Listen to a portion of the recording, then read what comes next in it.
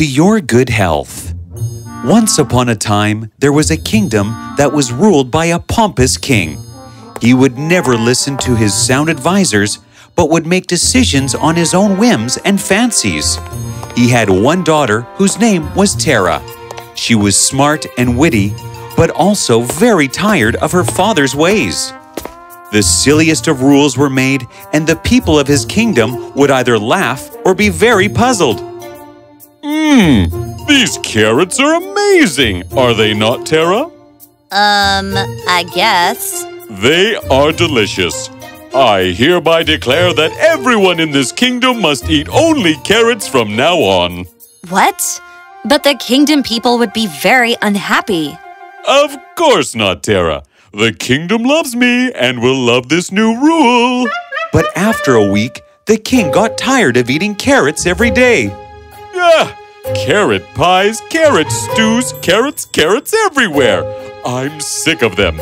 Then maybe the people are also tired of the rule. I guess you are right. I will take it away. Either ways, his subjects were very unhappy with the way he ruled them. Now, in the palace, there lived a maid called Lucia. She was actually a fairy, and although she looked very young, she was 1,000 years old. Lucia had another friend, Sparkles. Sparkles was a flower pixie. She was a bright and a happy little thing and lived in the garden among the lovely flowers. Together, they had looked after the royal family for many years. Good morning, Lucia. What news have you got for me? Has the king made any rules? Oh, Sparkles, our king is so silly. I can't understand how he can make such horribly silly rules. The last king was very nice, wasn't he? He was, especially since he didn't like carrots at all. Who is laughing there? Oh no, it's the king. Quick, hide away. He must not see you. Oh, Lucia, was it you laughing? Good morning, Your Highness. Yes, I was laughing as this garden makes me very happy. Well, I understand. Since this garden belongs to me, anyone would love it. The flowers here are so beautiful. No garden can be as lovely as mine. Oh, my king, actually, that flower is... Silly king, I'll teach you a lesson. They really do smell very... Oh, dear, to your good health. The king was very surprised. To my good health? That does sound good to my ears. Everyone should wish for my good health when I sneeze, mustn't they? Well, I... See? You agree. Everyone will too, since I am king and everyone loves a king. I hereby declare that every time I sneeze, the entire kingdom must say at once, "To your good health." The king left feeling very proud of himself. Oh, Sparkles, what did you do? Don't worry, Lucia. I have mixed a little luck in that magic dust. Let us see what happens next. The messengers were sent throughout the kingdom, and the people gathered around them. Listen all, the king has declared a new rule, that with every sneeze his royal highness makes, all of his subjects must say the words, "To your good health." If you do not do so, you will be punished. What is wrong with our king? Hush! The soldiers may hear you. We must do as is declared. And so the people of the kingdom obeyed. Every time the king sneezed, the bells were rung, and the people would all say, "To your good health." Now, in this kingdom, there lived a poor shepherd named Aaron. He was an honest man and was very smart. He would never listen and agreed to just anything he heard, and always stood for what was right and fair. One day, he was sitting outside his house when some friends came to greet him. Look, here sits the honest shepherd Aaron. Aaron, let us help you. Come and join us. We will teach you the art of stealing, and you will never get caught. A nice gold watch may do you good. I could steal all the gold watches in the world, and I would never feel rich. You don't have to feel rich. You could steal them and make us feel rich, right? Just then, the kingdom bells started to ring. Oh dear, there blows the king. He really does have a huge nose. Be quiet. Just say the words already. To your good health. To your good health. However, Aaron just stood there and said nothing at all. His friends noticed the guards and nudged him. Aaron, what are you doing? Don't you see the guards? I see them, but I don't see any reason why I must wish the king of good health every time. If anything, I find it really silly. I can't even see him sneeze. Shh! Be quiet, Aaron. Do you want the gods to hear you? Oh no, it's too late. And just as Aaron turned, a guard had heard all that he had said and was now staring at him angrily. How dare you speak ill of the king? Repeat the words that the king has ordered you to, or you will be taken to the palace. Do as you wish. I do not fear the king, and I refuse to repeat the words. With that, the guard took Aaron away to the palace. When the king heard of what Aaron had said, he was very furious. How dare you wish ill on your king? Do you not care about your ruler? I never wished ill on you, Your Highness. But in all honesty, I rather find it funny to keep wishing you good health when I can't see you sneeze. Funny? You find me, the great ruler of this kingdom, funny? Why, you little... Father, look at these pretty flowers that Oh, who is this man? This man dares to disobey my new rule. It is the best rule I've ever made. There is actually a person who dares to go against my father's rule? Do you not want to wish my father of good health? Not at all, Your Highness. I just told him that I actually found it funny. Oh? This seems very interesting. At that moment, sparkles suddenly appeared under the flower Tara was holding. She let out her magic dust again, and it went straight into Tara's nose. Achoo! Oh, to your good health. What? You said it to her? Then why don't you say it to me? How dare you laugh? But I didn't laugh. Enough! You will have your punishment. Guards, take this man away and throw him into the lion's den.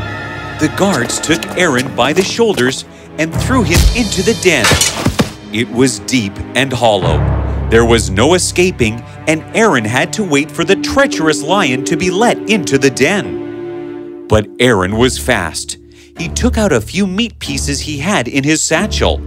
He also took out a sleeping potion and poured it onto the meat. He then laid it down on the ground and hid behind a huge rock. When the lion was let into the den, it roared in a terrific manner, and poor Aaron was very scared. But the lion smelt the meat and ate up all the pieces quickly. Yes, good lion. Eat up all those, Oh no! The lion was furious that someone had disturbed his long-awaited dinner. He caught sight of Aaron and roared angrily.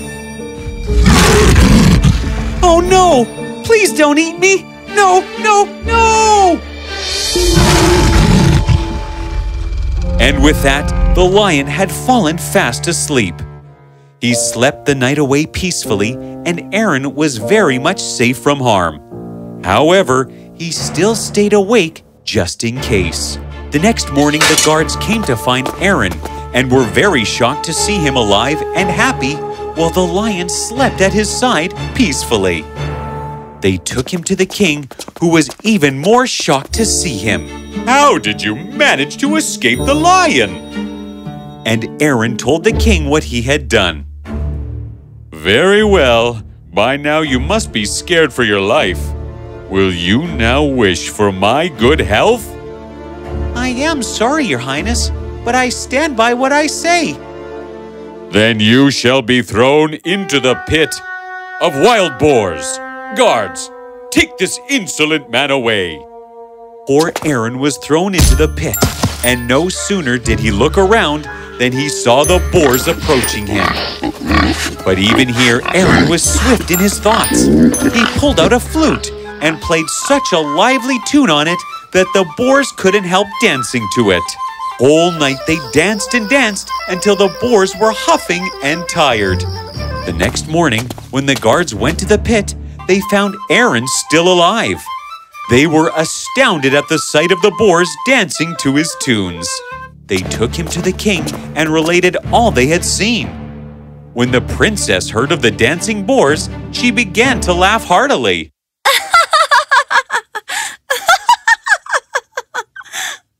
"Dear me, what do I do now?" "Very well, if punishments do not change you, then maybe gifts will." The king took Aaron with him to a far-off place and showed him a house built of the purest of gold. It shone so brightly that Aaron could not take his eyes off of it. "Isn't it beautiful?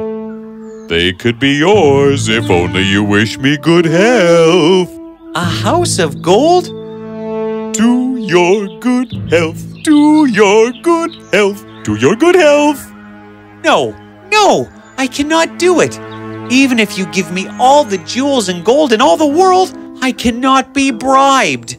The king was perplexed beyond words. He didn't know what to do or say. "I am at a loss. I have run out of ways to change your mind. Very well. Until I find a way to make you wish me good health, you will stay in the palace under my watch. Once you grow to admire me, you will most definitely sing those beautiful words to me." Aaron was very much amused by this self-loving king. Still, he accepted the king's offer. Not that he had any choice, though. Over the months, Aaron stayed and enjoyed his life at the palace. He would talk to all, and soon everyone came to know of how wise and just he was. The king also noticed Aaron's ways, and as they started to speak, the king soon started to learn about his kingdom. Since Aaron was a humble shepherd, he told the king of all the people's troubles. "I have learnt a lot from you. My kingdom's people seem a lot happier now, and it is because I listened to your advice. Won't you become my royal advisor and stay in the palace happily?" "I would gladly accept your offer, my king." And thus, the king soon grew wiser, and over time, all his selfish ways soon began to disappear. The kingdom had now become a much happier one. One day, the king saw Tara and Aaron looking fondly at each other. He realized that over the time Aaron had been there, the two had fallen deeply in love with each other. "Tara, my dear, if you want to be with Aaron, then I have no objections. He is a wise man, and I would be happy to have you married to him." Oh, thank you, Father, for I do love him very much. The marriage was held the very next day, and how everyone rejoiced. Even Sparkles was up dancing away to the music. Sparkles, get down before someone sees you. Oh, no one will see me, Lucia. They're too busy enjoying this music, as am I. And as she danced, a lot of her pixie dust fell on the king, Tara, and Aaron. Oh no, not again! Achoo! Achoo! Achoo! They all looked at each other and were very surprised. "To our good health!" To our good health! To our good health! And with that, they laughed happily away. Oops.